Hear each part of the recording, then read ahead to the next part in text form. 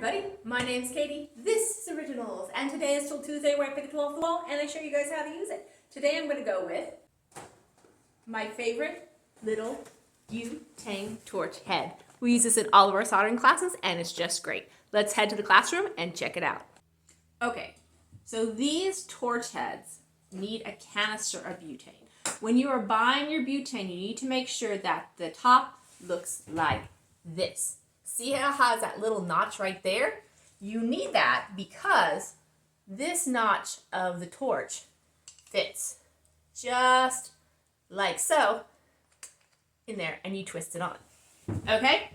Because this is not a threaded twist, I like to take some black electrical tape and actually tape my torch head onto the canister of butane.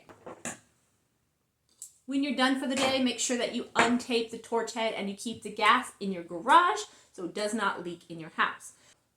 Okay, so to light this torch, what we're going to do is we're going to turn the knob to the left, about that much of a turn. Don't crank this all the way open. Have your finger on the trigger ready to light it. So we're going to open the gas, light the gas.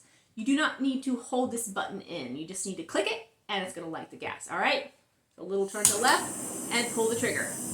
Now you can adjust the flame smaller by going slowly to the right until you get your torch to be the size that you want. That's how easy it is to use.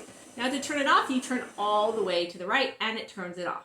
Okay, so some safety things with this torch. We are working with fire and gas, so we do need to be careful. So when you are using this torch, if you put the torch head on and you're smelling gas, don't light the torch. That could mean that it leaks some gas when you put the torch head on, but it could also mean that the torch head is leaking itself where it connects, and you don't want to light your torch when it's leaking gas. Also, if you're smelling gas, you may not be lighting your torch quickly enough once you do open the knob to let the gas out. And we don't want unburnt fuel in the room.